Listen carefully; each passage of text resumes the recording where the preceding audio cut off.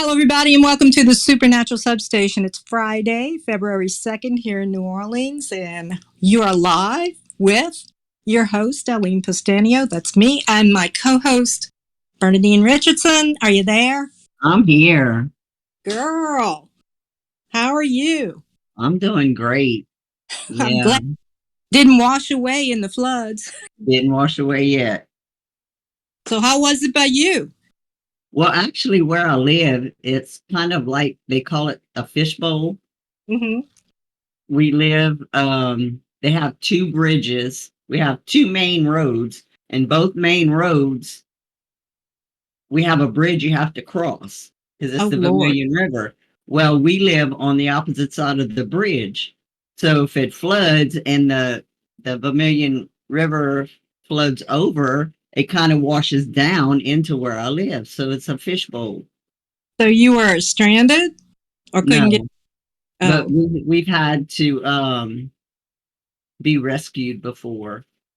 Well, my did the kids... mom did. My mom and my niece. I lived on the other side of the bridge when I was married, but Yeah. now I live where my mom was. So they had to actually be rescued by oh, who's those people that come by boat? Agent And Nate?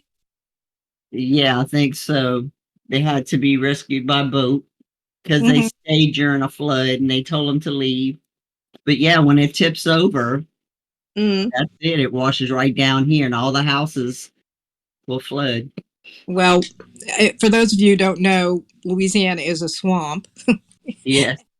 and the lower one third of it is slowly being eaten away. And so the water we just had some rainstorms go through, but it was consistent to the point where my neighbor used her kayak to go get her kid from the school bus stop. And Oh, luckily, where I live, I'm higher than everybody else, and they always complain about that. And I was like, hey, it was like this when we got here, but the water doesn't come up as bad. So, but all around us is an island.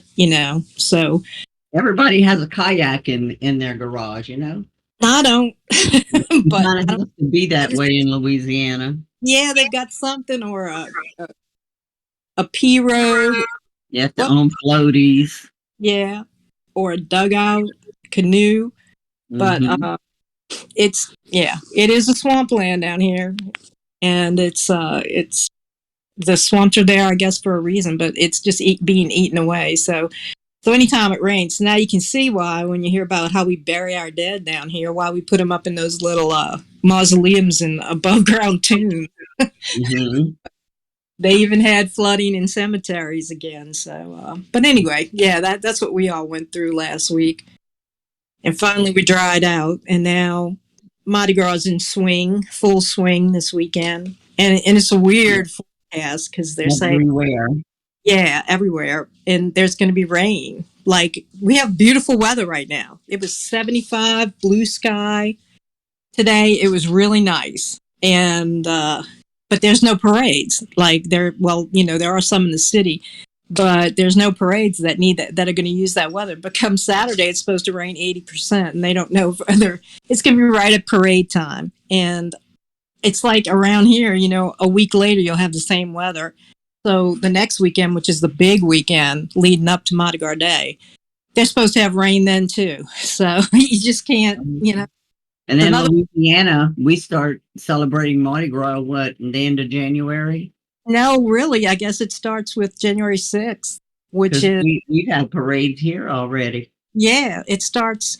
Well, and it's very early this year. It's the day before Valentine's Day. Actually, Ash Wednesday is Valentine's Day, February 14th. So it's an early Mardi Gras. Hmm. So we went right from Christmas into... Then on the 6th of January is when they have the first parades. They have the Kings, the Epiphany, what is it called? There's Funny 40 Fellows, and there's the crew of Joan of Arc that jumped on board a few years ago, and they started off on the 6th of January, and then it just goes from there. And you know what happened? What's that? Somebody in New Orleans hit a bakery. I don't know which one because I only saw the thumbnail, and stole about 150 king cakes. from the bakery. I mean, seriously. What else you gonna steal during Mardi Gras? They Beads, already throw you free beads. Like beads, cakes. Wow. bunch of king cakes. Not our problem, dudes. Are all they need to do is ride around and see who's having a big old king cake party, I guess. But I'm like, that's and wait, you know how much they are, right? When you're selling these king cakes, they're selling them for $30. What?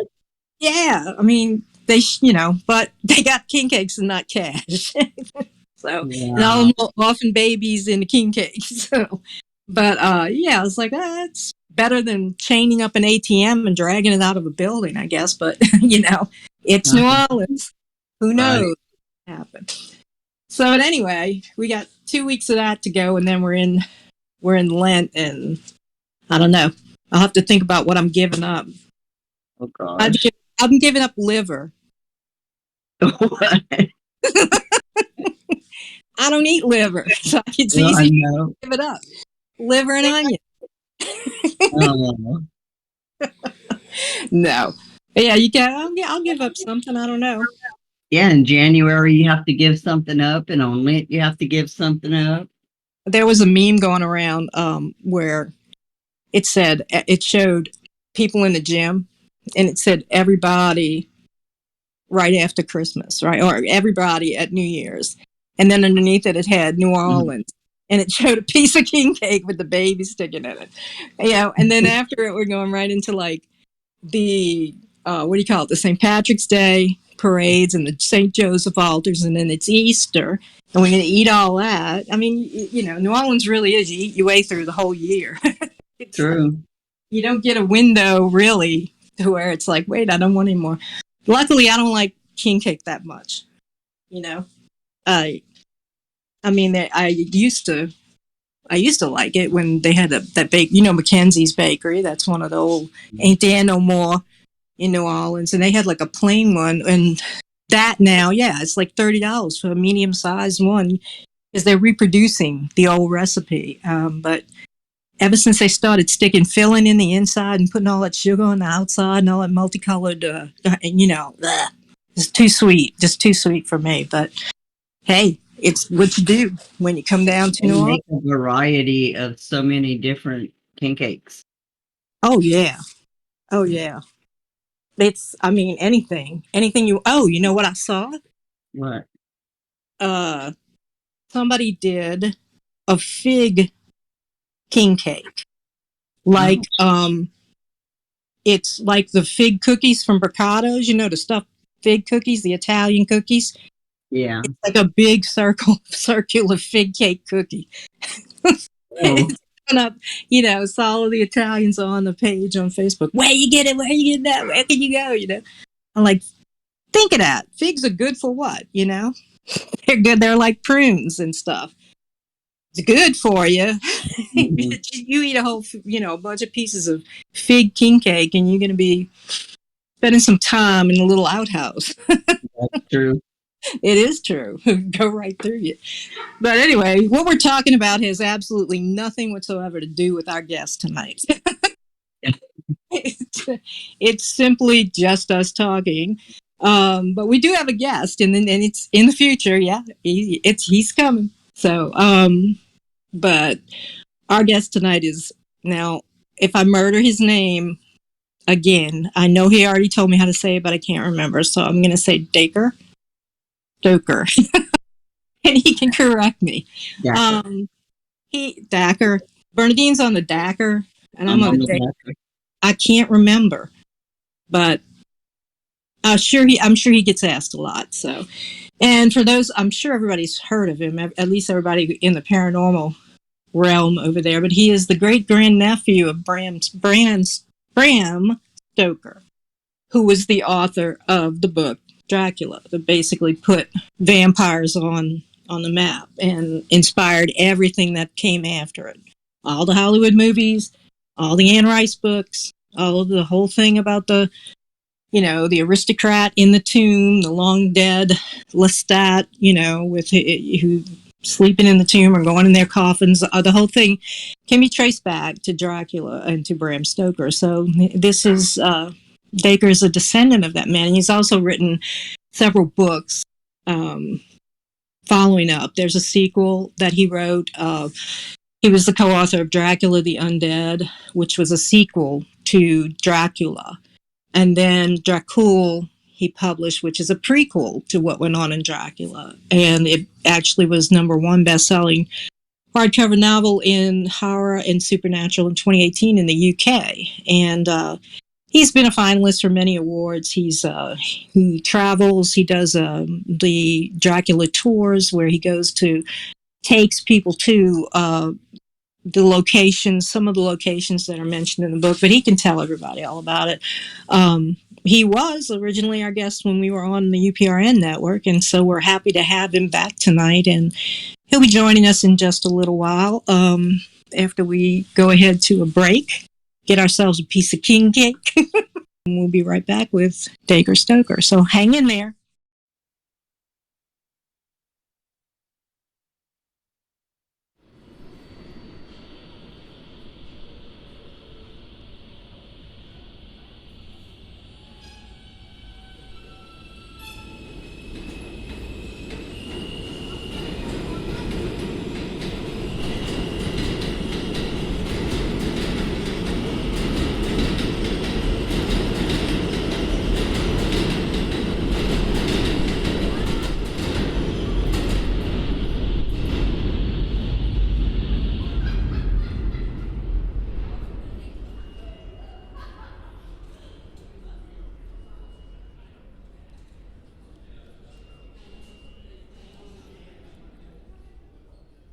Welcome back, everybody, to the Supernatural Substation. We have our guest with us. He's joined Dacre Stoker. Welcome. Thank you so much for having me here. It's what a pleasure. It is a pleasure to have you back. We were just saying that you were our guest when we were with the UPRN radio network, and it was one of the best shows we had. And I'm glad you came back. Well, you're most welcome. Lots of cool things since we chatted last, and always neat to talk about supernatural things. Yeah, but how have you been? Well, I mean, real busy. I mean, we've had 125th anniversary of Bram Stoker, my great-granduncle, publishing Dracula just 2 years ago. We're now up to 127. I'm leading tours to Romania, to Ireland, to Scotland, all places that were involved in Bram Stoker's life, his research, his writing of Dracula. Got some lots of cool games out, getting in the video game world, doing some more writing. So yeah, very, very busy. Awesome. That really is awesome because you were in sports, right? Is it athletics that you were in and you were just, I mean, you kind of came to the whole, you knew you were related to Bram Stoker, but then you kind of came to it. So how did you really get interested in it and start this whole journey? It was a very different journey than being an athlete on track for the Olympic Games in the sport of modern pentathlon. Way back in 1980, the games that were boycotted, but then I became a coach for Canada in '88. And after that, I resumed my teaching career. But there was always this little sort of genealogy thing just in the back of my mind about who our family was. And my great-grandfather was Bram Stoker's youngest brother, and I started off with my wife deciding, okay, not too many other people in the family are interested about these guys, so let's take a look. And as we dug into George Stoker, who was actually very close to his older brother Bram, Bram was a theater manager, Bram was an author. George was actually living with Bram and his wife when he was going through his medical training, and actually helped become the doctor for all the actors in the Lyceum Theater. And so, that just led from one thing to another. And then it was like, okay, now it's time to figure out Bram, the most famous one in the family. And now I look back and it's like 12 years. And I think I'm probably one of the, certainly the best expert in the family and one of the best in the world at about what his life was all about, what his research was all about, where he wrote, what things triggered him to write the story. And in the meantime, I take all this cool info and work with other authors, game designers, other people that can really help me get the word out and write some couple international bestsellers and fiction books, some nonfiction books, and all kinds of things like that. Absolutely. I mean, he was kind of like there guiding you, a Well, little bit. I mean, yeah, you're right. Because I mean, look, he died in 1912. mhm, He didn't write an autobiography, but he left things that were not easy to find.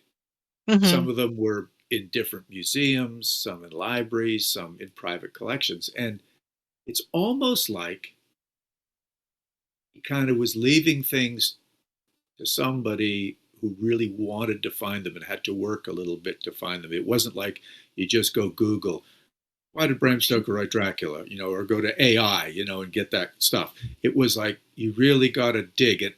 And people have joked and said, Dacre, you're like the Indiana Jones of literature. You're like, you find one thing. For instance, I found the guy that had the most incredible collection. He was obsessed with my great-granduncle in Ireland, and he had lots of things. Like he'd show me a letter. Dacre, you've got to look at this letter. mhm. This letter would mention somebody who Bram was conversing with.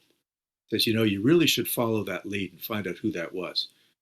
Then I go to the Trinity College Library and I start looking and asking, do you have information on this guy? This leads me somewhere else. The next thing I know, I'm back in Philadelphia, looking at the notes for Dracula, and I find a couple of experts who know a lot about the notes and help me decipher things. And then a couple of years later, I'm out in Seattle, Washington, where we find typescript of Dracula with all kinds of things cut out of it. So it's like one little thing would lead to another, to another, to another. Then before you know it, I've got all this information. It's like, okay, now I got it all, or I know where it all is. I understand it all. How do I put it together in a way that I can really help it present it to the world? And that's what's been the fun. Some of it is lectures, audiovisual lectures. Some of it is working with film. Others, it's including it in fictional books, because we know people love to read fiction more than they like to read nonfiction. So we insert into fictional books some of the real stuff that's Mhm. about Bram's life. Yeah. Well, that is the best way to do it. Now everybody turns to Google, but when I was in college and everything, you had to do all your own research. And as I'm like a medievalist. I'm medieval antiquarian, I guess you'd call it, or whatever. But the digging and the actual putting your hands on, like you've gone to places I just dream about, Trinity College and the museums in England and all. But that's the way he did his basically traveling, because one of the things, other than we're going to talk about, you can tell us about his childhood and that, but one of the things that stood out to me so much about that is that he never went to Romania. He used, you can correct me if I'm wrong, but I believe that he used travel logs, because he lived in a time when people wrote every detail about if they're doing the grand tour of Europe or whatever they're, doing, where they're coming from. They wrote down every detail of it. And he was able to siphon just the Carpathian Mountains. There's no better description of that than is in Dracula. And he didn't even ever go there. So Well, you were kind of following in his footprints with that. I was, and I didn't realize that was one of your interests as well. So you get it. Like when you Mm-hmm. are dealing with old documents, sometimes, first of all, for your listeners, there's a lot of red tape to go through to at least get even access to some of these things. Yeah. Like they'll make you put on the white gloves. They'll only bring out 3 or 4 pieces at a time. You cannot have your phone anywhere nearby because you could take a picture. Of course, there's no food, there's no pens. Right. You got to read it and sign all these NDAs that you won't use it anywhere else. So it goes into your brain. And you got to remember things and maybe take a break and go write it in pencil out somewhere else. But that is the thing. I've traced back, and probably one of the coolest and most recent discoveries is the London Library, which is a private library in London. Now, Bram is from Ireland, but he was working for 27 years in London as a theater manager. So on his free time, which wasn't much, he would head off to the London Library. He became a member there. Now, as you probably experienced yourself, because of bombing in World War II, A lot of old records in London are missing. London Library was once part of the British Museum Library. Part of that was bombed. So they have a lot of books that were able to be salvaged, but records of who took out the books were all burned. So they had no idea what books Bram Stoker actually looked at for his research of Dracula until one guy, Philip Spedding, picked up a copy of the notes that Bram Stoker kept, and miraculously and somehow mysteriously, they ended up in Philadelphia, and the back of his notes listed his resources. So Philip took this book and went to the back to the resources and wandered through the library and pulled all 26 books that Bram referenced in his notes from Philadelphia. Here he is in London, and he finds 24 of them, all still in circulation. So he pulls them out, and like, it's not like the, even our old days where, do you remember old library books used to have that little card in there? They didn't have those. What they simply had was Bram would take the book and he'd go to see someone at the front desk and said, I'd like to read this book. And they'd write his name down and the name of the book. And when he brought it back, they'd cross it out. Well, 24 books that were there, Philip started looking through them and saw some very mysterious pencil marks in the margins, words underlined, and strange little messages like NB and STET, and these other little, very teeny little pencil marks. So he started looking through the Dracula notes when the subject matter was the same, just as you said. Somebody describing the Carpathian Mountains, or somebody describing the clothes that the gypsies wore that were protecting the Count. And there'd be little notes, little pencil marks in these books, but he'd also have a note about it in his handwritten notes. So it was like, these things go together. So that's when he got a hold of me and said by email, first, we got to have a talk about this. I think I found something really cool. He didn't know at the time I was really lucky that I had borrowed from one of Bram's great-grandsons, my cousins, a copy of Dracula that the publisher had given Bram, 1900. The book came out in 1897, but by 1901, the first abridged edition came out. And Bram was handed the first edition of Dracula, and they told him to take out 30,000 words. So he used very similar pencil marks to take out words, to put some words back in, to bridge, and so on. So I was able to compare Bram's handiwork with a pencil in a book, which we know was Bram's, to the books that he thought were maybe Bram's. And then we had one more ace in the hole. They found 2 books that Bram's son had donated to the library after Bram died, all with similar pencil marks in the margins. So what we stumbled upon was verification of these travel guides, of these books about superstitions, of these books about nautical terms, about werewolves, all these cool things that Bram integrated into the story, into a country he never went to, like you said. So this was like ground zero. And I was kind of joking. I said, well, geez, are you going to give the Stoker family a fine for defacing the books? He said, no. But we're now able to say definitively that these were the books he used in the London Library. It's amazing. It really is like he was right there with you. I mean, that's astonishing. It kind of sends chills down your spine to see, that he actually wrote something right there. That's his handwriting. That's amazing. I don't know. I guess I don't know if we're nerdy, but I get chills about stuff like that. An old book, with his handwriting in it. That's amazing. And but he had, I noticed that you had said that he had a really, really Irish, his folklore and the magical history of Ireland and everything. I mean, he was fed that basically, or grew up on that as a child, and it's so rich. It's so full of everything. just all the mystery and everything, like a Fiona McLeod or something. It's No, you're right on. But your okay. listeners need to know that Irish folklore is not like the little leprechaun from Lucky Charms or the Notre Dame mascot. It's not that at all. Hmm. It is cautionary tales dating back centuries. And Right. it's very, very similar to Transylvanian vampire stories. And there was actually a book in Bram's own library. That was another source I had where, get this, Oscar Wilde's mother wrote a book about ancient Irish superstitions. And in the book, he actually said old Irish superstitions are very similar to Transylvanian ones. And Madame Gerard has written about it recently. Well, sure enough, Bram dug into this book by Emily Gerard, The Land Beyond the Forest, about Transylvanian superstitions in the London Library. And I am sure that it's Oscar Wilde's mother that directed him to that. And that book was in Bram's own library.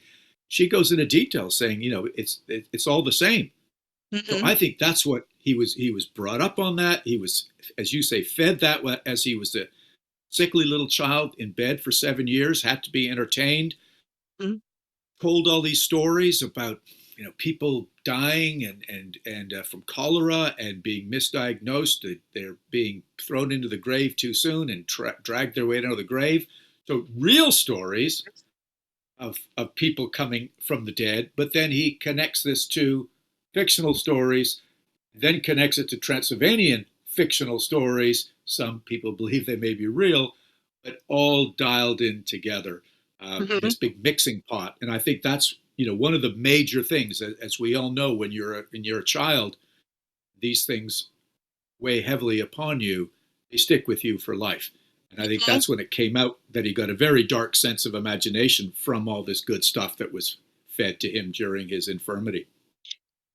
Yeah, and actually, uh, if you look, there are accounts of people, like there's a collection of accounts from a monastery that they were troubled by a revenant who kept coming up out of the grave, and they got a noble, one of like a constable, a guy that would be like a sheriff, the monk that kept seeing the corpse, the walking dead, and some other, I think another priest or whatever, because they were kind of laid in and there's a whole account of how they waited in the churchyard, in the graveyard, and this corpse, who everybody knew was dead, literally walked up and down all night. They followed him, and then they had to lay it in. He wouldn't stay buried, and this is in official accounts.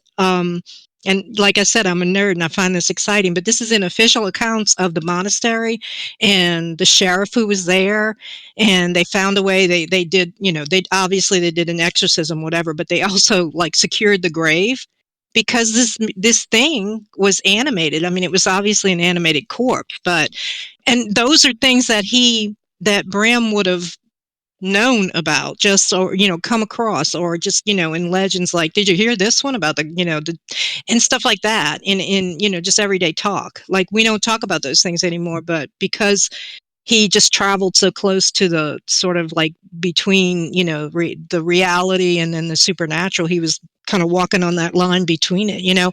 I'm sure he heard stories like that as well. You've got to realize when this book was written and what was going on in the time. This was between 1890 and 1897. The whole concept of the occult was just getting huge. And to put it in Right. perspective, I've done a lot of research into this. Sort of religion, which really is sort of another form of witchcraft or magic. It's telling people how to behave, telling people what's going to happen during your life and what's going to happen when you're dead. And witchcraft and magic is all the same, like that. Mhm. But modern religion at the time, people were beginning to question things because why? Science was beginning to expand. Charles Darwin had just written about the origin of the species, and people were beginning to ask questions of religion that they couldn't answer. They were beginning to lean to more supernatural methods, seance, tarot card readings, mesmerism. This was a big time for all that. The spirits of the dead, people, thinking about what else is out there. These are the original paranormal investigators. Bram actually found 13 countries that he listed in the one interview he ever gave to the British weekly newspaper, that he found not just the one story you just mentioned, but in 13 countries he found accounts of revenants of the graves, of spirits coming back, of people being sent out to investigate, and learned people. They were military doctors or they were men of the church, to go out and find out what is going on here. Why are people doing these exorcisms? Why are they doing these stakings? All this stuff. So this was big time, and people were beginning to believe it. And when Bram Stoker took all that and then raised a real shadow of doubt by combining it with the name Dracula, who was, of course, we all know Vlad Dracula, connected to that, connected to the whole devil side of things, that gave people this feeling that, my God, maybe this story that this very conservative theater manager has written is real. So he brought all this stuff to life, just like you're talking about, the revenant walking around as a living thing. That's what he got people to believe that Dracula was all about. Yeah. Yeah. I mean, that's always, it's, people had a closer connection to it in his time. And it wasn't that they were gullible. They just had a closer connection to, the mysteries of, the supernatural. It was just something that, you grew up with. And even though the age of enlightenment and the age of reason, a lot of people at that time dismissed it as, superstition and folk belief. But then, there's always a kernel of truth at the core, of why so many people believe this folklore, why so many people know that, you have to stake the vampire, turn it over on face down, whatever it is you're doing, stake it, with an iron stake, and then stake the grave. And, there's a reason, and that hasn't died off. The people in Eastern Europe, which I'm sure when you go there, they still believe that. They're going to say, yeah, well, you're saying that, and we understand, but we're going to do this just to be sure, we're going to whatever. So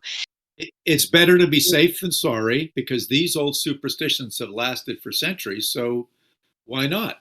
And it comes down to one of the things it comes down to.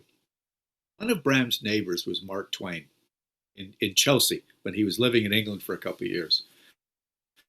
Bram and Mark Twain were quite good friends, and Mark Twain wrote a book called Round About the Equator, and Bram helped him get a publisher and sell the book. And there is a quote in there, I think I'll get this right. It says, "Faith is believing in things you know ain't so." Bram Stoker took that quote and inserted it into Dracula. Because when you really think about what you just said, is you have faith in things that you believe in, even though you can't prove that they are true. Right. And Dracula has a whole lot of science. Van Helsing's a scientist, Seward's a scientist. Bram had 3 brothers who were doctors, scientists, my great-grandfather being one of them. And I'm sure they had very similar arguments at the dinner table. Can you prove it? What's the scientific method? Can you prove that this person is really dead? Or can you prove that they're going to heaven? Can you prove there's a God? No, we can't prove it. So therefore we believe that it's possible that it's still there.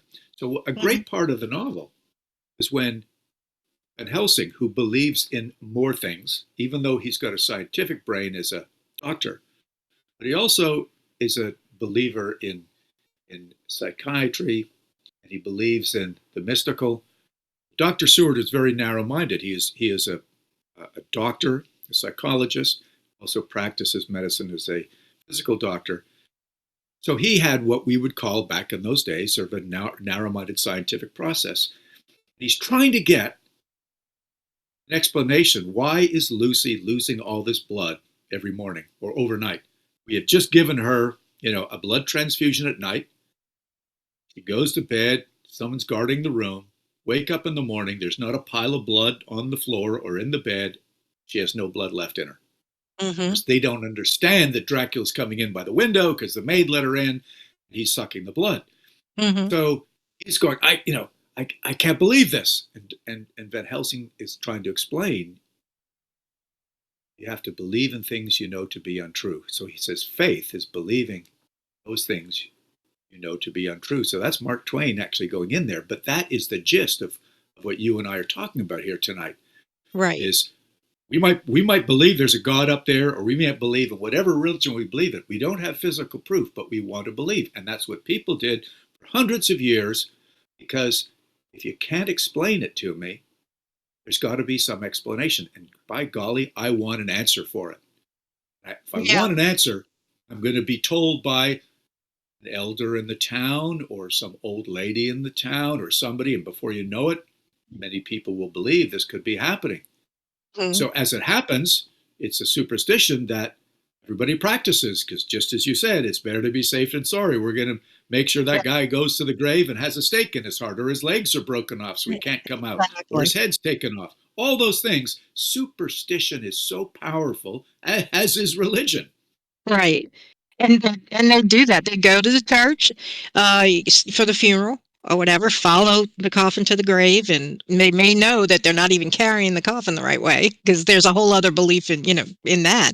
And they'll say, yeah, and then they bury him, and then they'll go back because they feel like, just in case, yeah, he got Christian burial, yeah, the priest and all this, but just in case, we're supposed to do this to make sure, and to them, the two just goes like one hand rubbing the other. It's like this goes together, because think about what could happen if we don't do it, and that, even saying that, comes from times they knew they didn't do it and stuff happened.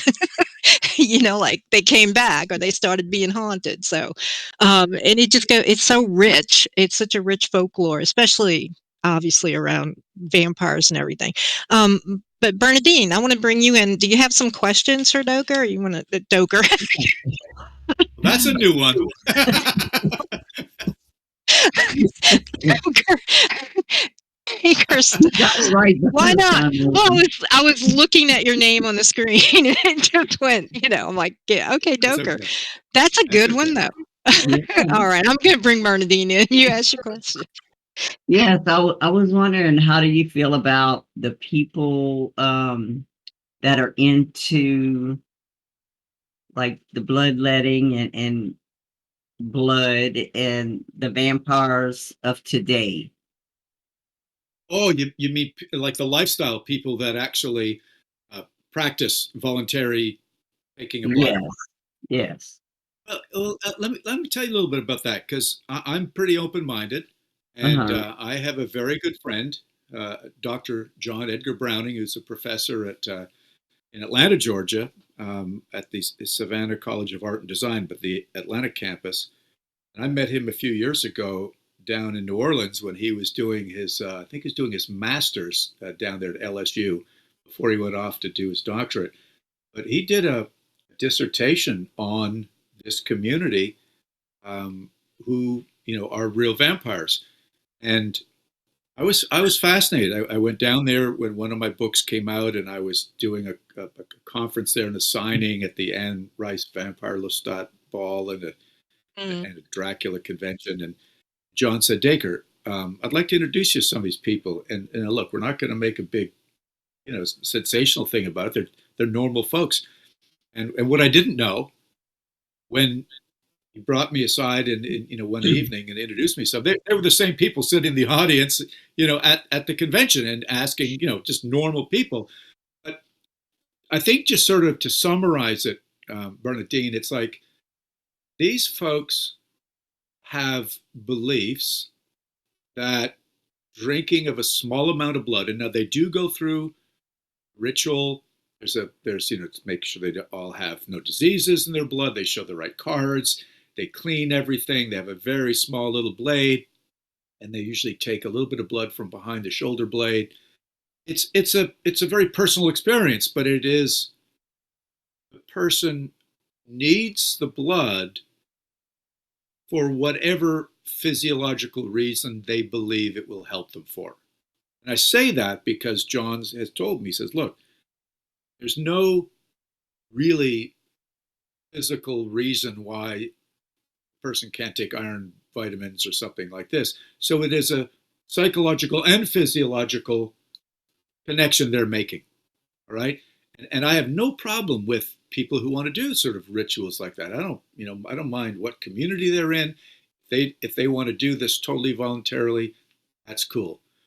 I was Now, asking that because we have, well, I heard that we have underground, you call it underground. It's like people that have these little communities that are quiet about it. And I've heard they have one here in my local area that on a certain moon, they go to the slaughterhouse when it's still dark outside, when they actually do the slaughtering of the cows and the pigs, and they get jars of blood like on a monthly basis. And they have their own little community group. They get together and that's what they drink. So I didn't that's enti- understand the difference between a person's blood and animal blood and why. yeah, that's it. I've never heard of that, and I'm not saying it's not true. Mm-hmm. Um, I find that very interesting. I mean, look, sometimes you eat a very rare steak or rare hamburger, and it's juicy, Yeah. and Mm. but I like the bloody I steak. I just don't know about that as much as I do know, and I've been involved in the documentary film that a Canadian company did once. It was called Real Vampires, REEL, but it was a takeoff on both vampires in film and the ones that really practice it. That's pretty consistent what I've just told you about the New Orleans coven. But they stay quiet, they stay to themselves when it comes to these rituals, but they move around the public and have regular jobs, but they just have their own things they do because they don't want people to make fun of them and sensationalize stuff because the news media will and so on. But it's entirely possible about these folks collecting blood for either some sort of rituals. It goes back and way back in time when people believed the blood was the life, the blood gives life, and so why not bathe in the blood, to keep yourself young. All that goes, way back when people were realizing that, when a baby is born, it's got very pure blood. When there's a virgin, it's very pure blood. And so they would be, getting sacrifices, 500 years ago and doing that kind of stuff. Yeah. I think we've evolved a little bit and we know more. That's why I still find it interesting that some of this stuff is still going on, but they don't seem to bother anybody else, and that's all cool. Would that be under superstition also, or just It's ritual? no, I think you're right. I think it would be rooted in superstition because it would be like, it's a belief system that I feel better because of it. Where does it come from? And comes from the whole idea that the blood is what gives us life. When there's no more blood, the body has no more blood, they die. If they're full of blood, and then the blood is in good shape. But I will mention one other thing because you said it earlier: bloodletting.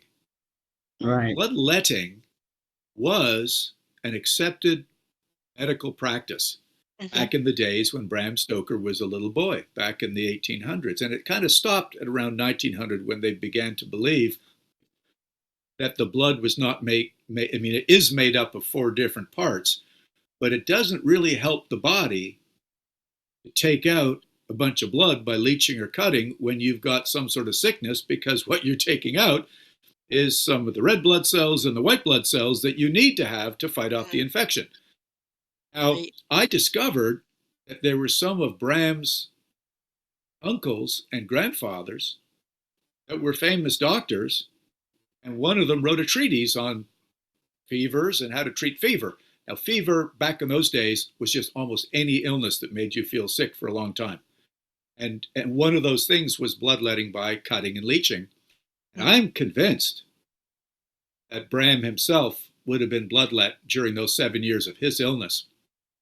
And I found a passage in the novel Dracula when Jonathan Harker was creeping around the castle looking for Dracula, when he finally realized in chapter 3 or 4, he finally realized that Dracula was some sort of supernatural creature because he saw him going down the face of the castle, face down like a lizard.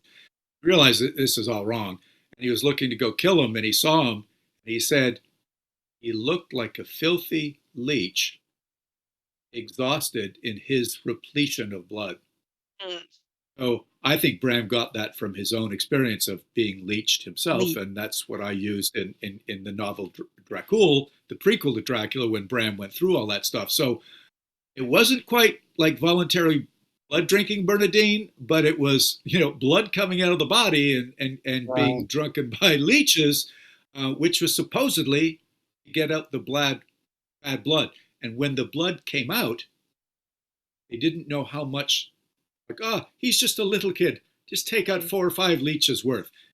They took out, this is what the treaty said, enough blood until the patient passes out. Oh. And they Breathe. passed out and wake him up. You know what they'd feed him? Claret, which is red wine, and oil, like vegetable oil. So you would have a dehydrated person who was like out of blood, or a lot of blood, and then he'd be drunk because you'd be putting alcohol back in, which of course was supposed to cleanse all the germs, but the alcohol, of course, as you know, would screw up your head, especially if you're dehydrated. So all that is more things that I believe Bram Stoker experienced in his life, which then created, more kind of weird thoughts and things as he grew up.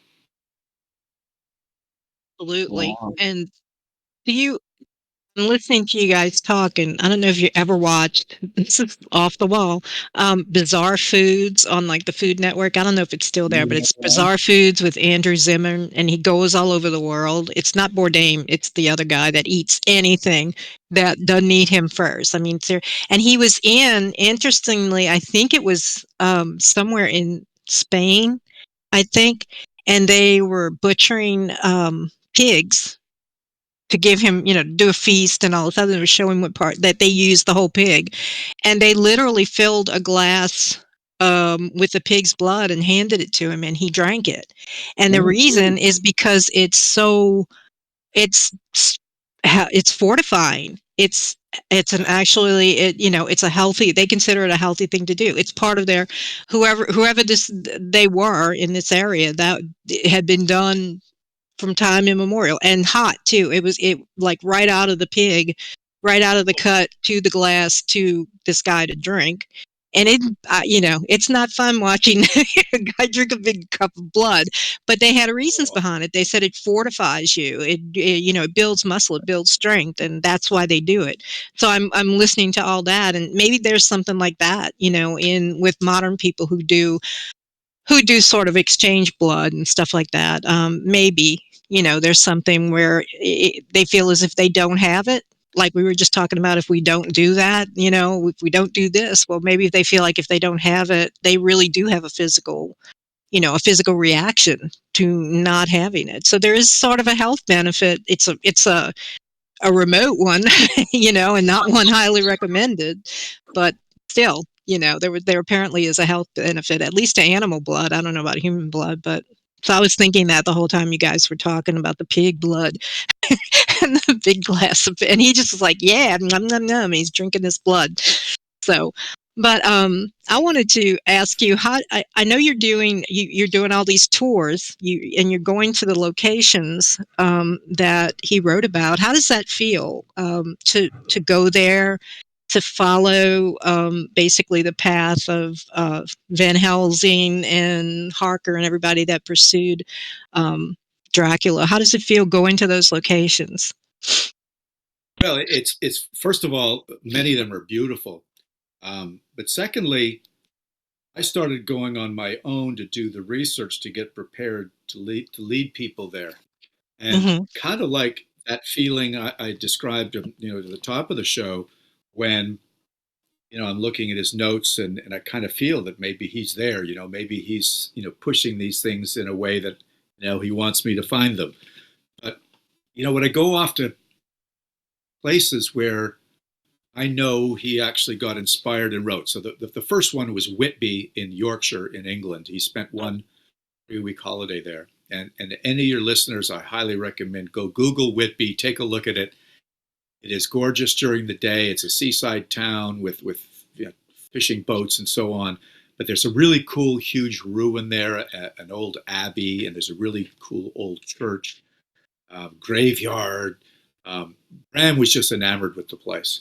And when I first went there with a Canadian film company to do a documentary, and we arrived after driving all the way from London. It was like 7 or 8 hour drive.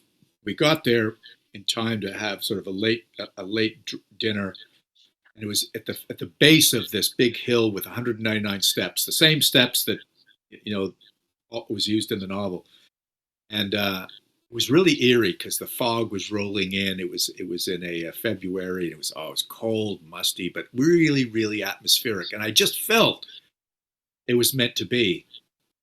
My first time I arrived, it wasn't going to be during the day when it was all bright sunshine and red roofed houses and so on. It was going to have to be that spooky vibe, and it gave me that atmosphere that Bram experienced himself, and so much so that when he went there, I could tell from his notes that he planned to have the Count arrive into Dover, which is another port, but he changed it to Whitby, and he set all of chapter 6, 7, and 8 there. So I get really sort of sometimes nostalgic when I just walk in the same places he did, go to the same places he did.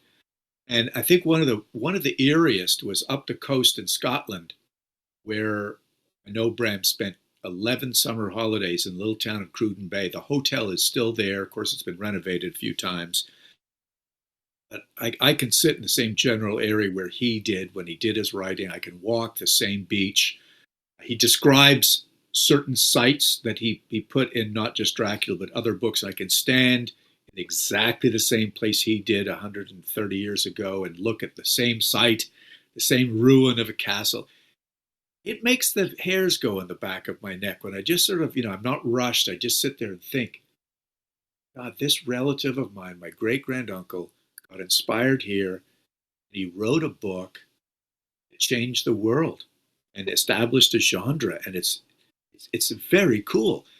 But what I also love now is now that I start taking people back there, fellow readers who love Bram's work, and they want to experience the same thing, I really get off on looking at their faces, answering their questions, trying to help them experience what I did when I was there so that they can really get their money's worth. And so this was the spot, guys.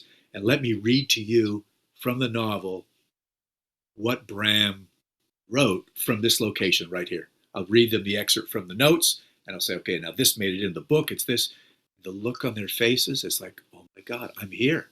Like, this is the spot. It is great because it's a novel that everybody knows.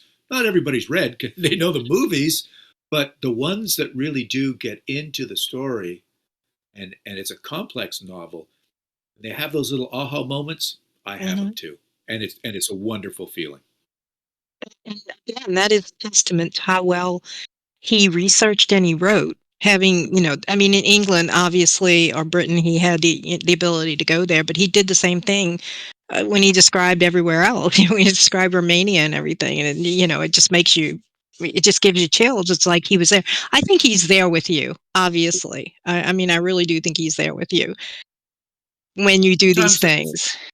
Yes, sometimes I think so too. It's pretty cool. I'll tell you guys an interesting one.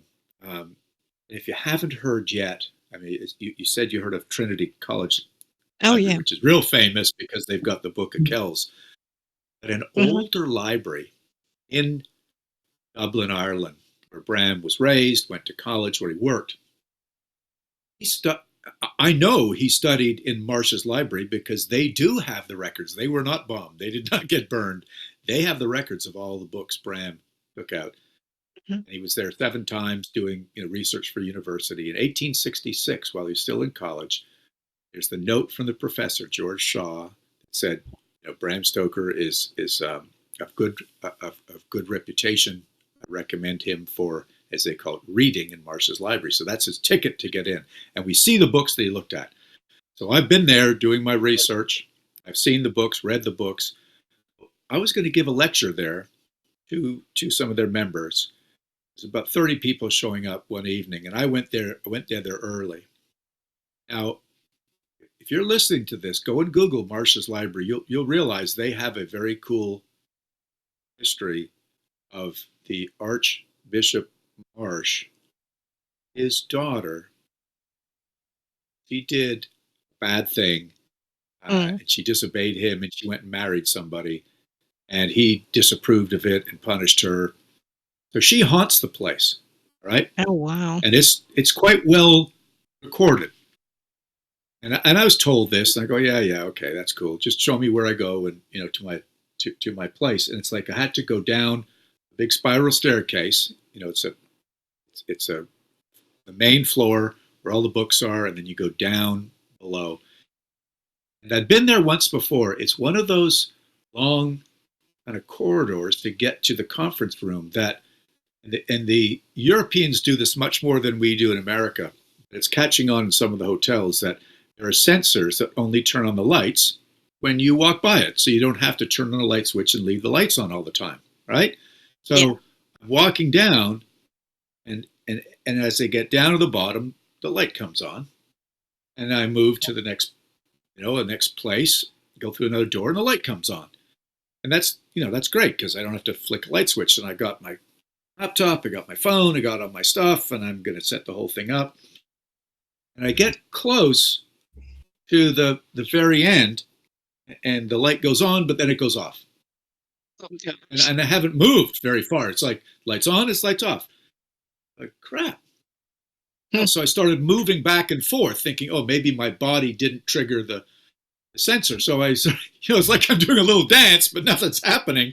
So I pull up my phone to use the flashlight on the phone, and it comes on, and I'm sort of navigating my way.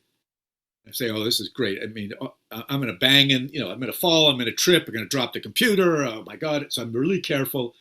I get to the door, the door, I'm going to open that door, and I get into the room where I need to set up my laptop, plug it into their AV equipment, and I started taking everything out. And there I go to turn off my flashlight on the phone, and the freaking phone is now, the battery's gone. It's dead, just gone right down. And I've heard this stuff like, oh, come on. That happens to people in haunted places, but no, that's not happening to me here. Forget it.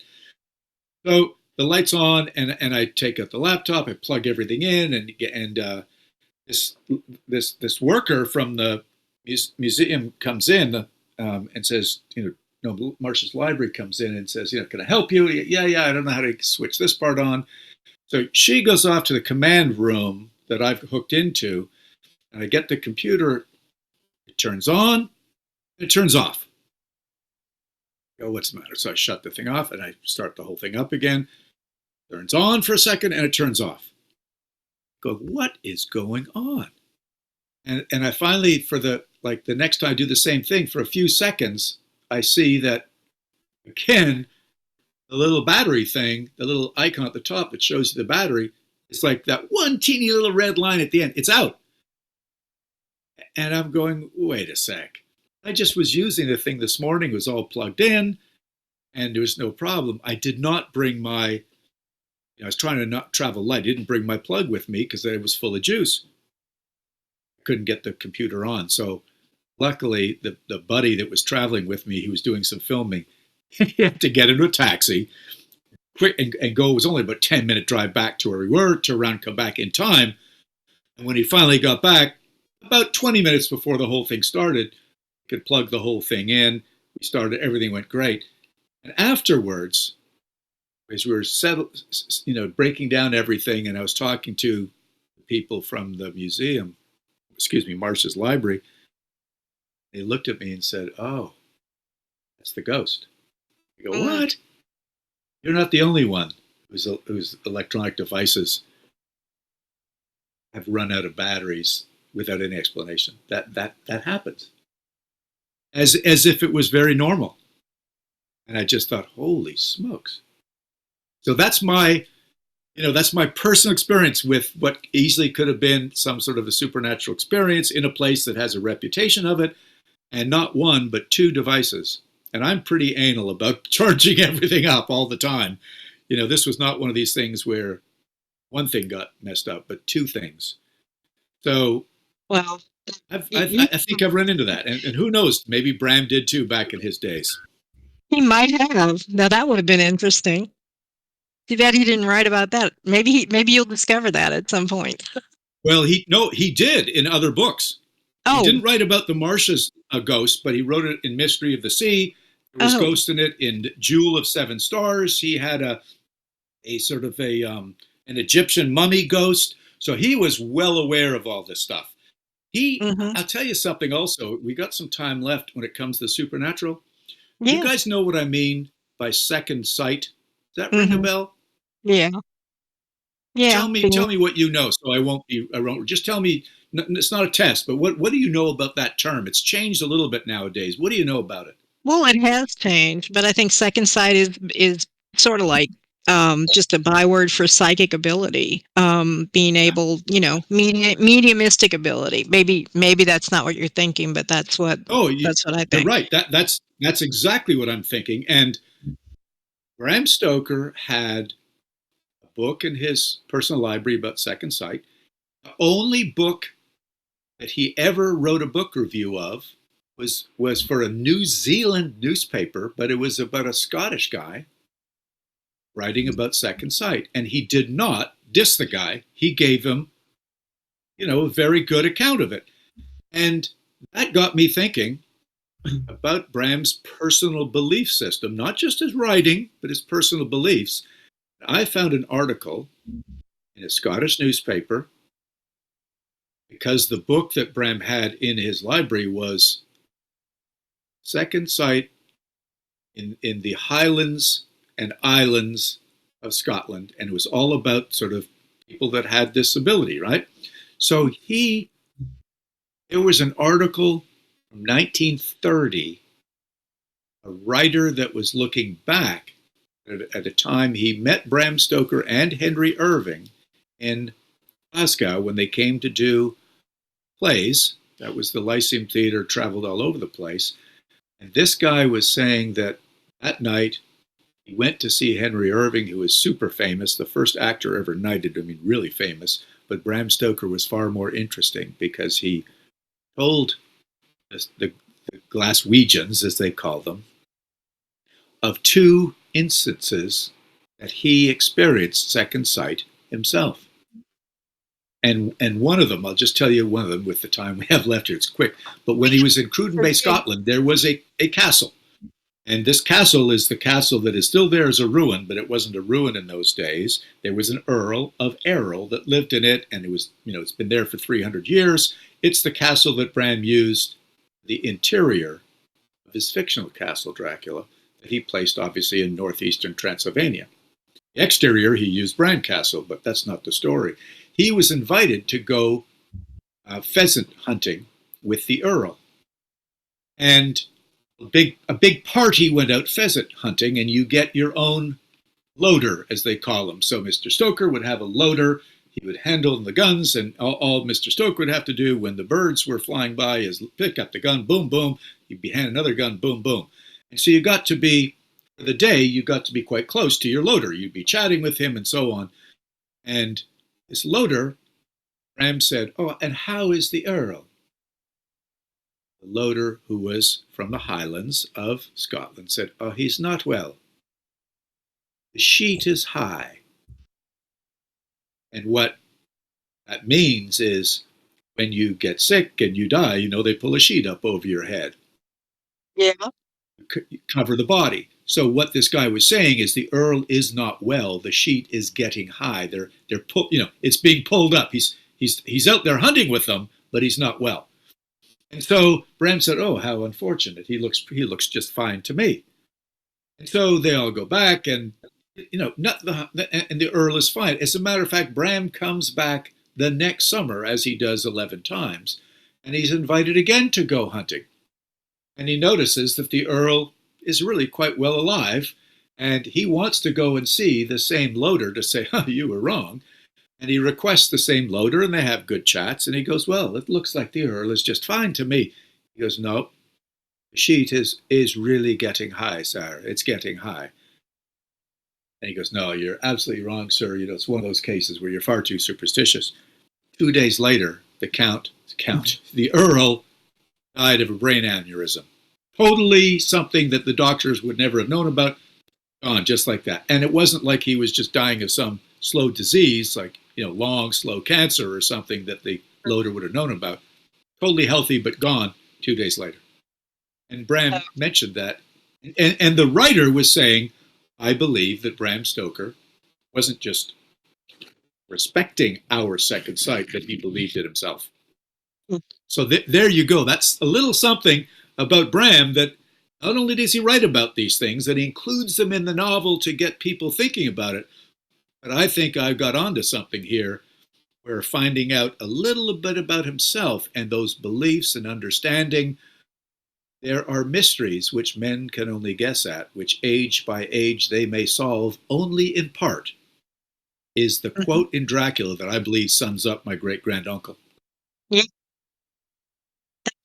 that's wild. Yeah, the Celtic people are well known for their psychic ability, and there's a real prevalence all across the British Isles, and so that especially though in Scotland and Ireland, and they kind of have like every fifth person has some sort of ability because it's so prevalent there.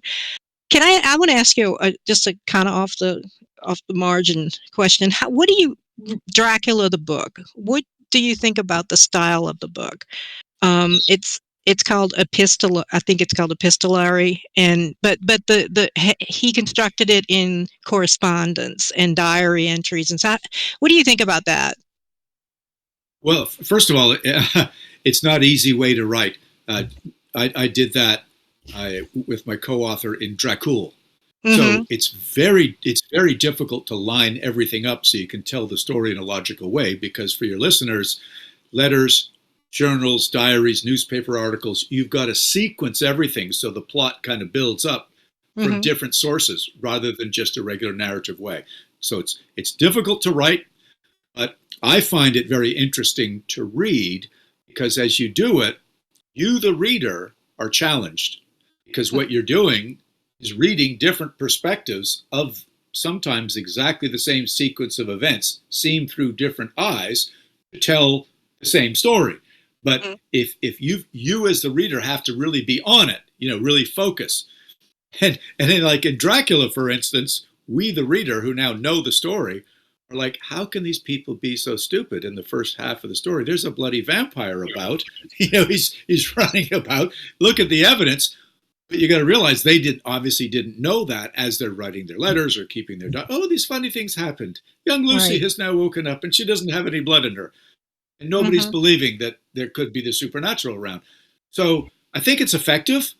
When Bram wrote the novel Dracula, it was not a very popular method. Wilkie Collins had written a book called The Women in White in this same epistolary style.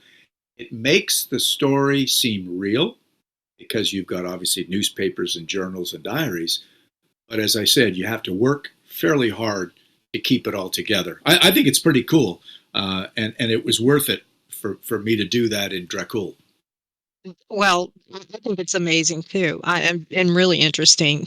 It's difficult. I've tried my hand at it too, and then you're like, wait, what did you say? And what did you say in this letter? What is this? And it's difficult, like putting it, gathering it all together. But it was just something I wanted to ask you, because as you kind of encountered him on a more intimate level with his notes, and you kind of know the thinking. I guess maybe did he ever consider writing it as just like a strict novel, start to finish, or was it always intended to be that way in that style? I believe it was, because when I've analyzed the Dracula notes, one of the most important things that I discovered, along with a guy that I was doing my annotated Dracula with, Robert Eighteen-Bisang, we found out that 3 chapters were edited out of the story, and the very first one was a series of about 12 letters between all the characters of the novel to set the stage for who was who and what their relationships were in chapter 1. So if he was starting to do that in chapter 1, I think that made sense. And I've never found, this is kind of weird, but we've only found the typewritten manuscript of the novel Dracula. We haven't seen a rough copy. There's no handwritten copy. It was, I'm sure, thrown in the trash can years ago. But Paul Allen, the co-founder of Microsoft, actually owns that one typescript. And I've been able to analyze it. That's where I found all kinds of cool things that were edited out, put back in at the last moment. That sort of thing has really makes me believe that that's the way he was planning the story all the time. Amazing. Yeah. I like it. Like, well, for example, my brother, he's an avid reader, and he's like, I don't know why you like it. I do like it. I guess it's because I like documentaries and biographies, and it's just I like a chronological thing, and so I think it really works. It works well. But Dean, I'm going to bring you in if you have anything else. I just had one question I wanted to ask that's been kind of nagging at me that I don't understand. How do bats come into play with Mm. Dracula in Transylvania? That's a great question. Well, Okay, so I don't ask here we many, go. the ones I do, I like. Oh, it's a good one. Like some people will say, and this is maybe what you're thinking about, the vampire bat only exists in South America and some parts of Africa, not in Transylvania, right? Oh, But Bram Stoker came to America 8 times in the late 1800s with the Lyceum Theater to do sort of tours across America. In 1896, while he was still writing Dracula, he found an article in the New York World newspaper that outlined the New England vampire scare. Mm. Now, we don't have time to get into this, but I highly recommend your listeners Google it. It was a real-time scare that people went through. They thought vampires in the late 1800s, when people were pretty learned in very sophisticated and educated part of the country, that people were dying of vampires, when in effect, when it was analyzed properly, it was an outbreak of tuberculosis. Mm. And the people that were believing it was vampires were people who had relatives in Eastern Europe that believed in that superstition we talked about an hour ago, that take a long time to dissipate. These superstitions take a long time to die out. So people were not able to explain the contagious elements of tuberculosis. Right. In that same article, I'm getting to this, Bernadine. okay. The same article, for the author of the article was obviously doing the right thing, because he was saying, oh, these people believe in the vampire, who in some stories, no, I'm sorry, they didn't say that, because at that time there was no vampire bat in any stories. What they were saying, in some accounts by Charles Darwin, who had published Origin of the Species in 1859, right? So this was 1896. Charles Darwin was quoted in that article of discovering vampire bat in Chile. And he used this term. When we were in South America on our discovery, we found these big bats came out of the trees at night and would drink blood from the cattle who were grazing. Yeah. Bram Stoker obviously read that. He had it clipped off and it was in his notes. But he used it when Quincy Morris, the American, in the novel, when Van Helsing is trying to explain to the other band of heroes what the heck is going on, the vampires about, Quincy Morris says, yes, when I was in South America, these big bats would come out of the trees at night, and one drank so much blood from my favorite mare, I had to put her down.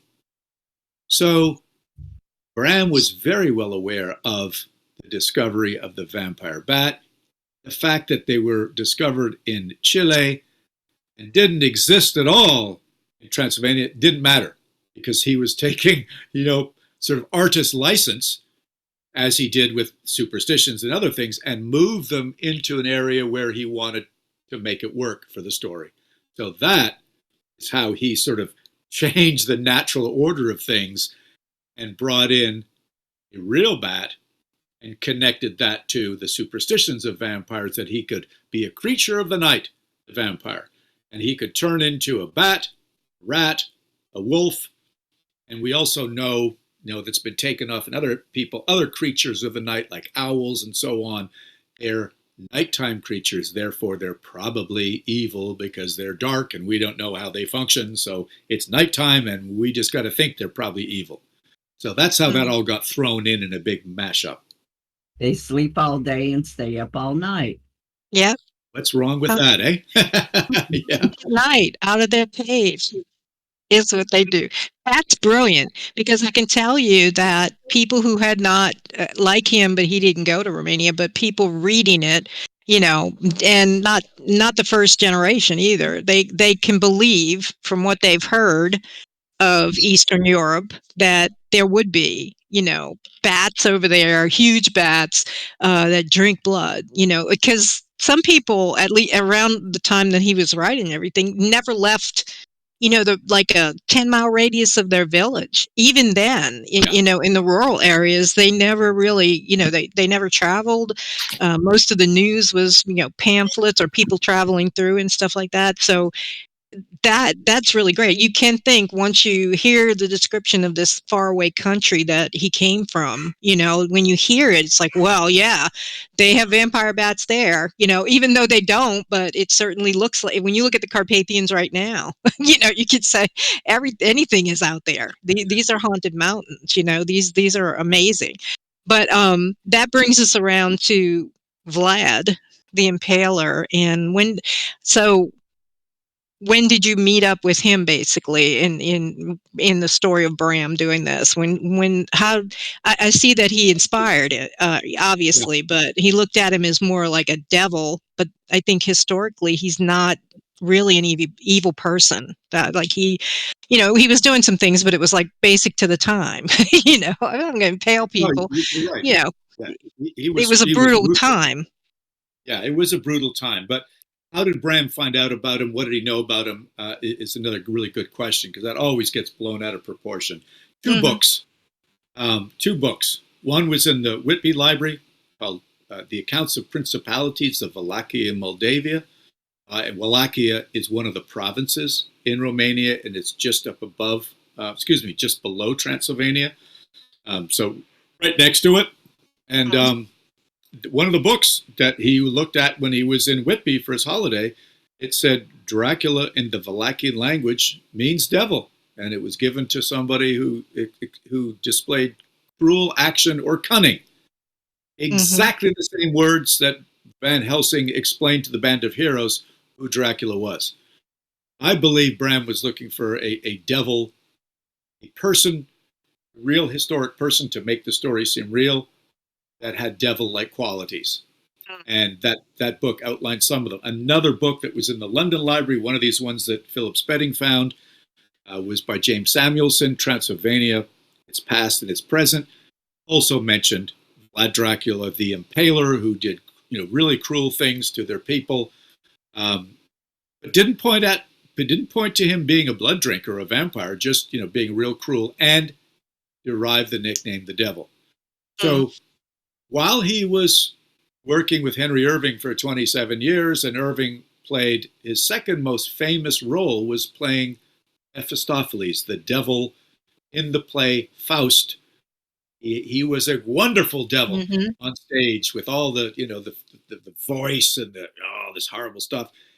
I think he merged those two characters together.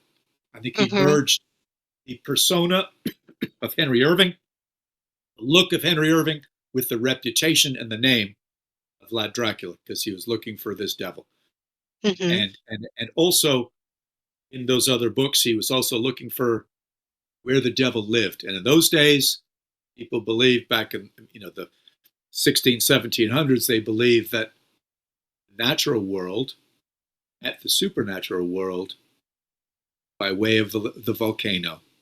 The volcano was the portal to hell.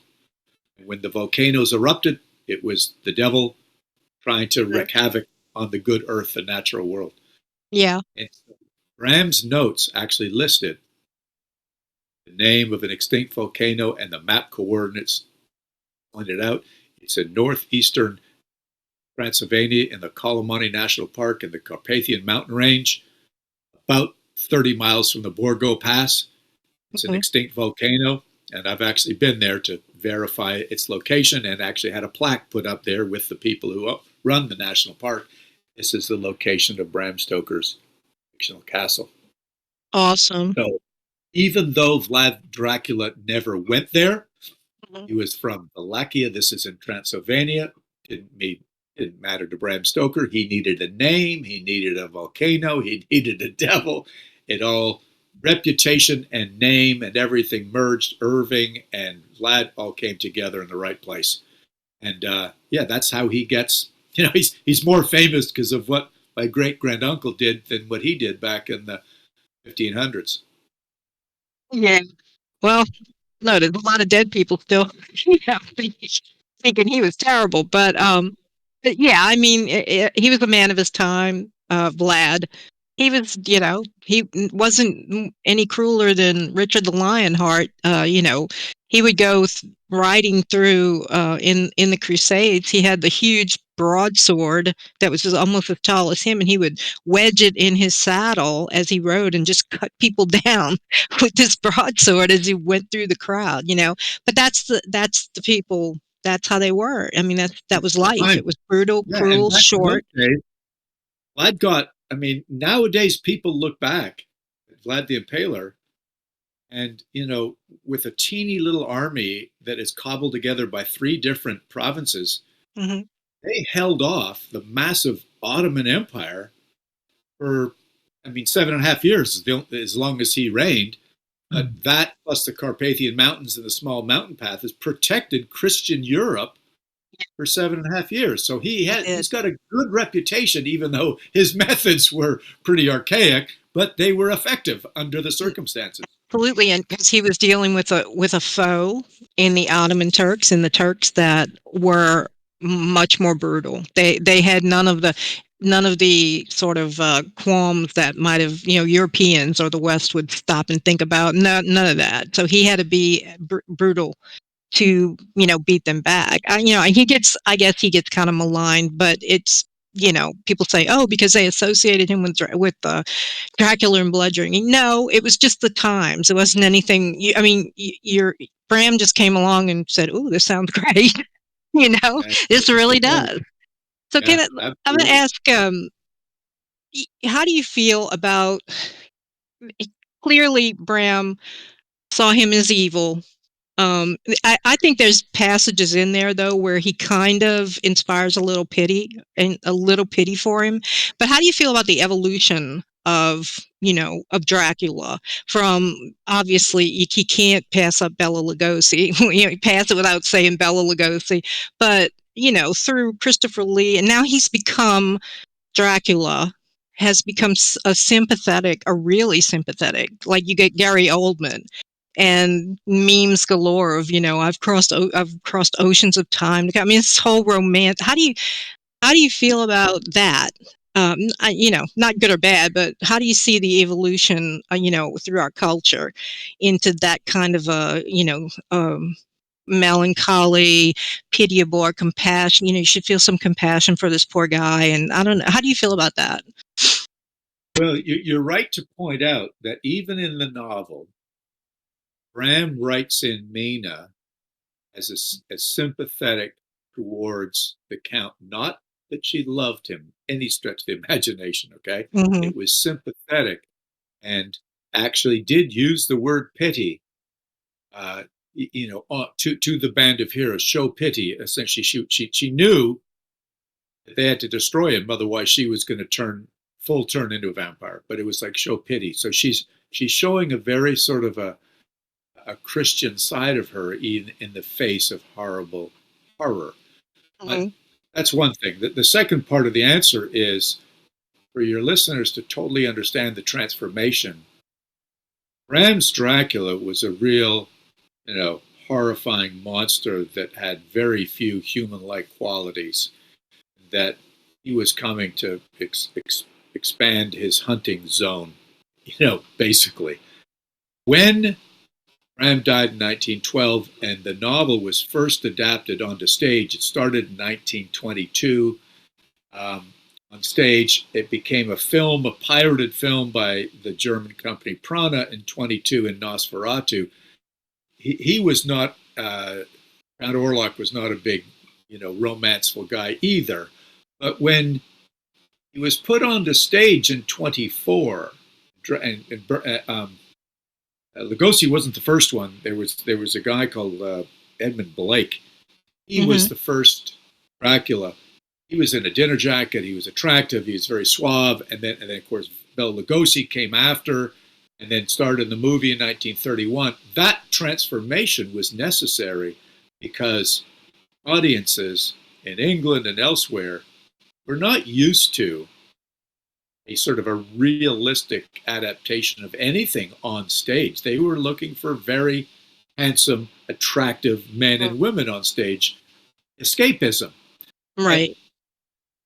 So that's why we see this suave, debonair-looking guy who has human qualities and begins to have feelings towards the females in the story, because audiences love to see a romance story. And yes, it got turned around a little bit. Thank goodness Christopher Lee brought it back. And even though he was, very, very at some point sexual, you actually got to see in 1958 blood coming out of his mouth. You got to see fangs. Up until then, it was not allowed by the censors. You saw a heck of a lot of cleavage and sheer negligees by the females. But, Dracula has emerged to be very, almost every 3 to 4 or 5 years, they take on more human-like qualities, both appearances and sort of moral compasses, behaviors and characteristics, so that you get to Gary Oldman and he's got all the, 13 different outfits and different looks. But you move forward to Lestat and Leoncourt and Rice.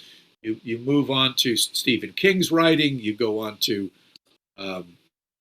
Charmaine Harris. All these different, more like hot men and women. Those are the ones that are sort of the de facto empire, not what Bram originally created himself. But long-winded answer, I'm okay with it.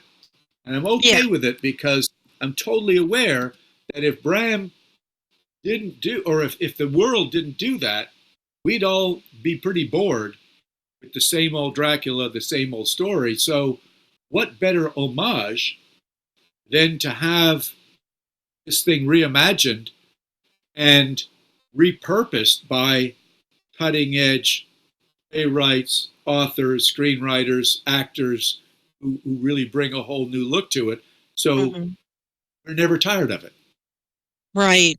And, excuse me. It's again another hump on the what do you call it, roller coaster, because Robert Eggers is making Nosferatu. He's like, and he's the guy who directed The Northman, The Witch, and The Lighthouse, and he's like an unapologetic filmmaker. He just, he doesn't go with all these conventions, and also he and things that are forced on him. So he's a little bit more independent. So he's making Nosferatu. And all I know is that Bill Skarsgård is in it, who played the clown in it. A guy named Aaron Taylor Johnson, who really should have been cast as Lestat if they went like into a TV series. They really should have got him. But that's just me. But that's coming out, and I'm kind of pretty sure it's going to go back to like almost a reset to the original Nosferatu, but even more. And Willem Dafoe is in that too. So I don't know who anybody in, what they're playing. It's just been coming out in drips and drabs. I can't wait to see that though. I can't wait because he's probably going to do a visceral return to Bram's idea of it. Even though it was the So. German. Yeah, I would like to see that. I would too. I think we're ready for that. We've strayed. Well, I say we strayed away from it a little bit. The BBC Netflix co-production was it 2020 with Ice Bang that Mark Gatiss and Steve Moffat did. That was a little more like Christopher Lee style. Let me ask you this: either of you watch The Last Voyage of the Demeter? Haven't seen that yet. No, I haven't. Highly, if you like old school vampire horror. Oh yeah, okay. with a very Bram Stoker-esque, Count Orlok-esque vampire creature. Mhm. It's worth the streaming dollar to check it out. I Where is it highly streaming? recommend. I just saw it. Where is it? I think it's Amazon? on Prime. I think Okay. it's Amazon. I got to see it in the theater. I tell you, it drives me crazy. Um, I was really looking forward to it. For your listeners, it's basically chapters, parts of chapter 7 and 8. It's the ship's log of the ship that brought Count Dracula over from Varna to Whitby. It's claustrophobic. It is kind of, as they say, it's kind of like Alien in the spaceship, but in an old ship because Right. you can't get off. But Yes. the Dracula is awesome. You don't see him too much, and he sure as hell is not Mhm. sexy at all. But they brought it out in August. I mean, to me, that's like, what are you bringing out a horror flick in August when it should be October? And then they had a real problem. It's not been released in England. They had a real problem with sort of some licensing agreement, so it didn't get out in England, who is where the thing took place. It landed in Whitby and all the avid Dracula fans there. So it didn't have a great box office success. But let me just tell you, if you're listening on this show, I recommend it highly if you like old school, claustrophobic jump scares. No sex, but a lot of good, and necessary violence. And it's also just a cool story. Well, I do remember seeing it on Prime now. I may even have saved it to my list, but that you see, that's what, because while you've been talking and all this, and we talk about the Count Dracula, I can see. I remember reading in Dracula the hair on the palms of the hands. I don't know why it's just been this Yeah. image that's been floating around, and it's like he could look as whatever, as suave and debonair, but when he described the hair on the palms of the animals are the only ones that have that hair on their paws, and it's I want to see that. I want to see this not Twilight. I don't even want to see Lestat, right? I mean, but Lestat is great. Okay, he stands alone too. He's his thing, but I want to get back to that. This scares everybody, right? This is just not, and I hope that's where Nosferatu is going. I hope that's where Robert Eggers is going with that. I really, I really do. I want to be scared by this again, and that would be great. I mean, because come on, True Blood, and I love Dracula, Coppola's Dracula with Gary Oldman. I love that movie. Even a lot of people pan it, even still, because Keanu Reeves doesn't act well, whatever. But it's like, it's a stunning movie, and I love Gary. I love the whole cast because, it was great. But I think it's time for, like, yeah, okay, this is Dracula, and this is what Bram was thinking when he wrote it. And here it is, and everybody being scared. That's what I think. I think it needs that. You know. I have another I question. think. Oh, I'm Yeah, sorry, go Dean. ahead. Go ahead. Let me quickly say this. Christopher Lee said it, and I'm going to say it. Mm. Nobody has ever filmed it like Bram Stoker wrote it, and I think That's now with streaming, mm, it can't be done in a 2-hour feature film. It's got to mhm. be like 12 episodes because it's so many scene changes, so much development.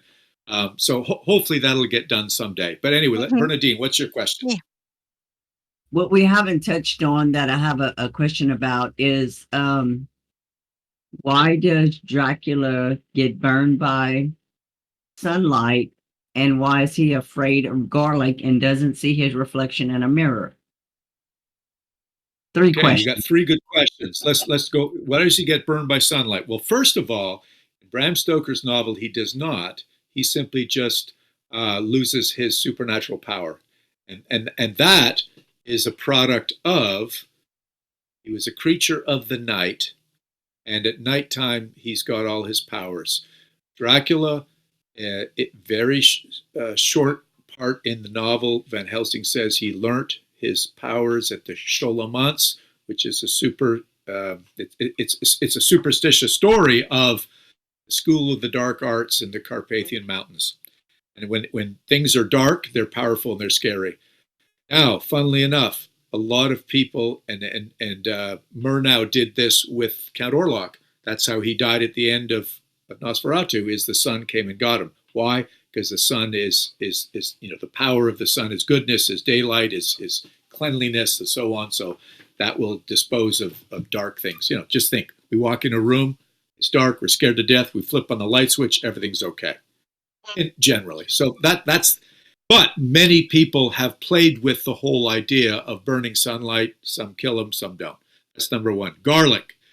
Garlic goes back, and Bram had done his research, goes back to the Egyptian days when it was actually something that was a cleanser of blood. The whatever the chemical properties are of the what makes up garlic was something that would actually help people that had blood problems, blood disease.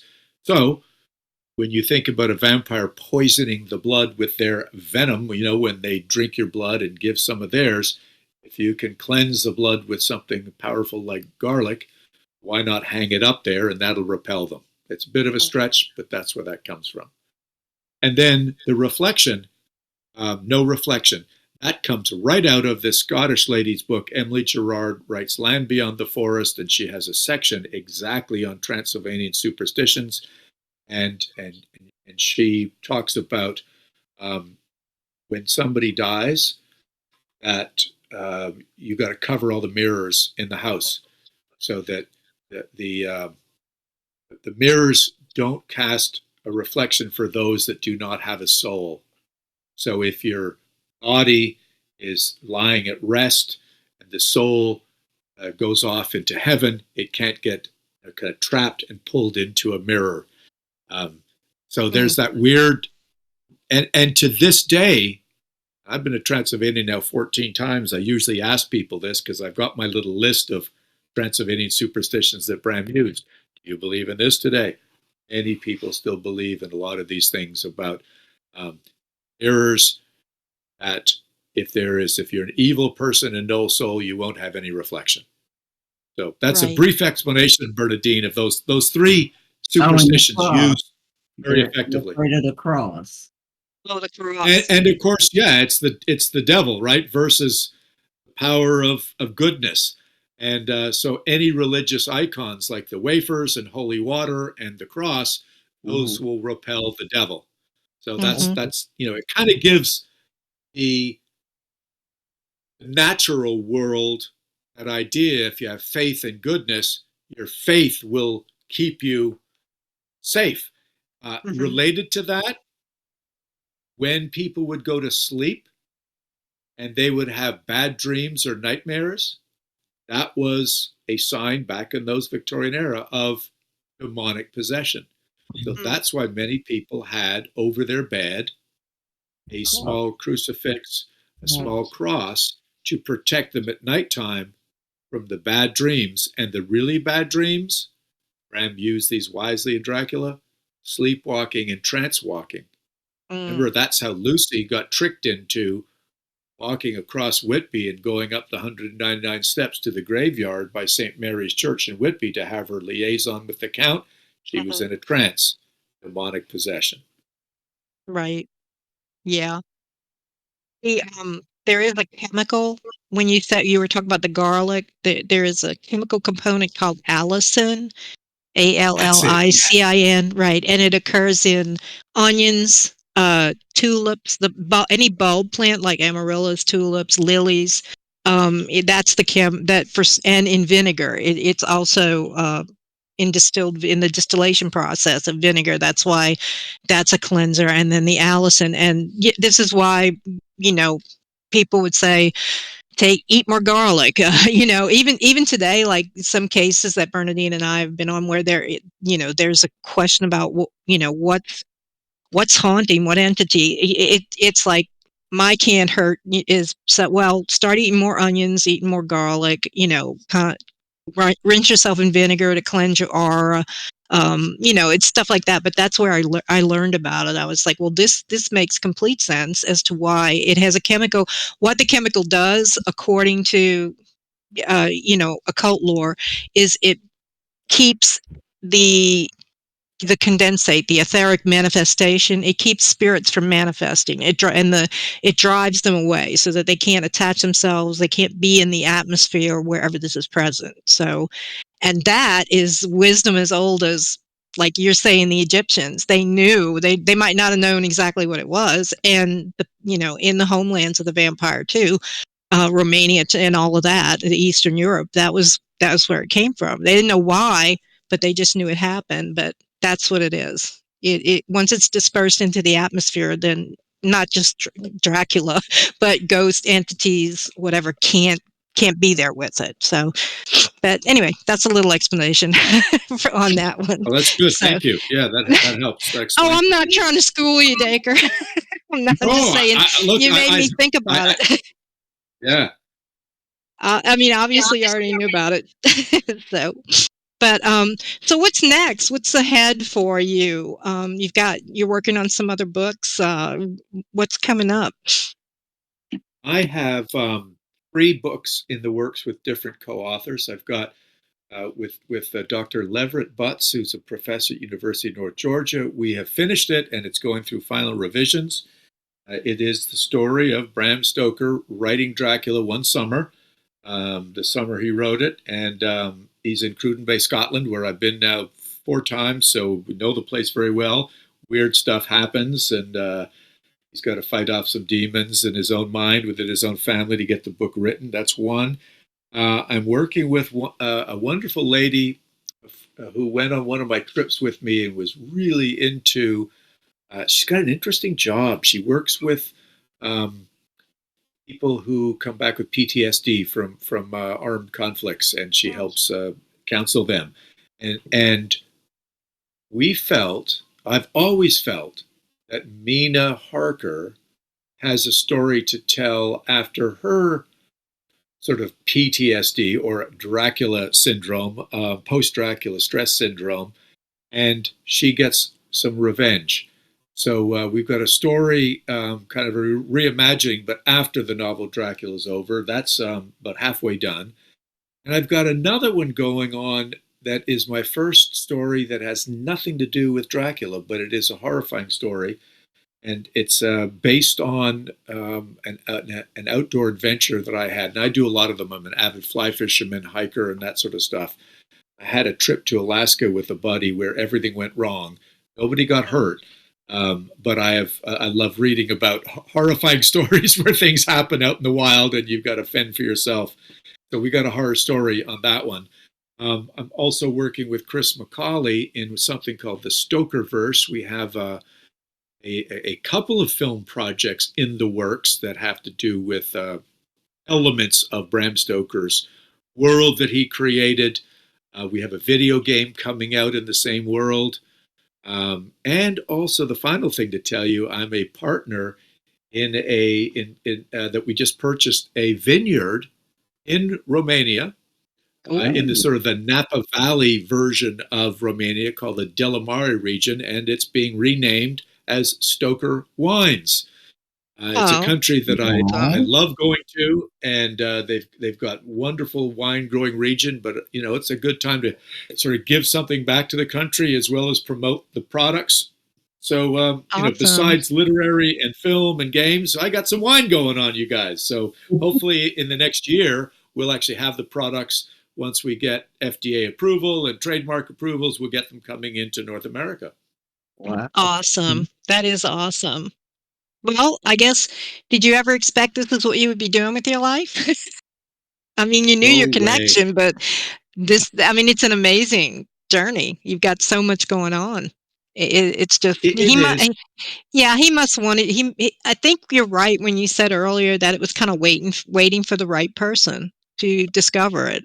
That happens, there are a lot of people who say, well, I don't know why nobody did this before, and I think it just takes the right person to have the same passion that he must have felt, and obviously it's very rewarding. I envy you that you get to go all of those museums. I went while you were talking about the Marsh Museum, and I was looking at it, I'm like, oh my God, it's got Gothic arches. I want to go see it now, but that's me. Oh yeah. Medieval Well, Anglophile, let me just say, I thank you for bringing that up. But as we're kind of winding this down, I want to say this: you've heard me talk about all these things, and I want people to know that I'm obviously grateful to be born into this family, and I could not be doing any of this stuff if Bram Stoker wasn't the man he was. But Mm. it's important to me to not just ride his coattails. I do write fictional books for my own You're benefit, not. but I do a heck of a lot to promote his life and give lectures on him, help people understand that the creator can be just as interesting and just as famous as the creation.